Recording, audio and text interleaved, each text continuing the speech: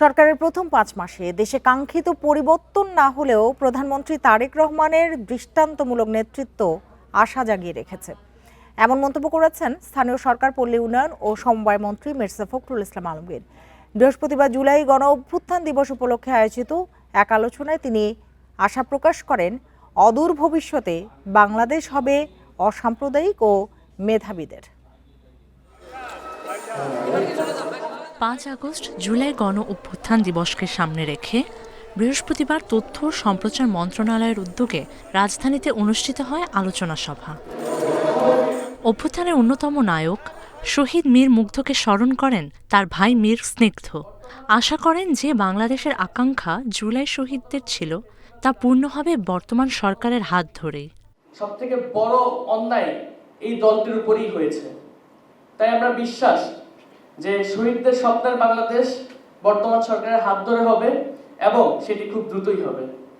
মুক্তিযুদ্ধের মতো জুলাই চেতনা নিয়ে কেউ যাতে ব্যবসা না করতে পারে, এজন্য সবাইকে সচেষ্ট থাকার আহ্বান জানান তথ্য ও সম্প্রচার মন্ত্রী জহিরুদ্দিন স্বপন।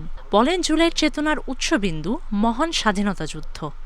স্বাধীনতা যুদ্ধের পরে যুদ্ধের চেতনাকে প্রতিষ্ঠিত করার বদলে যারা যুদ্ধের প্রকল্পকে ব্যবসার প্রকল্প হিসাবে ব্যবহার করেছিলেন, আমরা জুলাইকে নিয়ে যেন তেমনি কোনো একটি লাভজনক প্রকল্পের কোনো উদ্যোক্তাকে দেখতে না পাই। এদিকে নিজেদের পরিবর্তন করতে পারলেই কেবল জুলাই অভ্যুত্থান সফল হবে বলে মন্তব্য করেন স্থানীয় সরকার মন্ত্রী মির্জা ফখরুল ইসলাম। এখনো পর্যন্ত কাঙ্ক্ষিত পরিবর্তন না আসলেও প্রধানমন্ত্রী তারেক রহমানের নেতৃত্বে তা সম্ভব বলে আশা প্রকাশ করেন তিনি।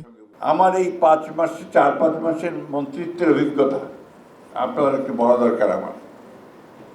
আমি দেখছি যে কিছুই বদলায়নি। আপনারা যারা ঘুষ খেত তারা ঘুষ পাওয়ার ফল বিক্রি করছে, একইভাবে যারা আটকে দিত ভালো একটা কাজকে আটকে দিচ্ছে, একইভাবে ওই যে আমি বললাম যে আপনার ভোল পাল্টে দিয়ে চলে আসছে। সভায় জুলাই গণ অভ্যুত্থানের শহীদদের আত্মার মাগফিরাত কামনা করে দোয়া অনুষ্ঠিত হয়। আমার বয়স। Mahima Hossain, independent news, Dhaka.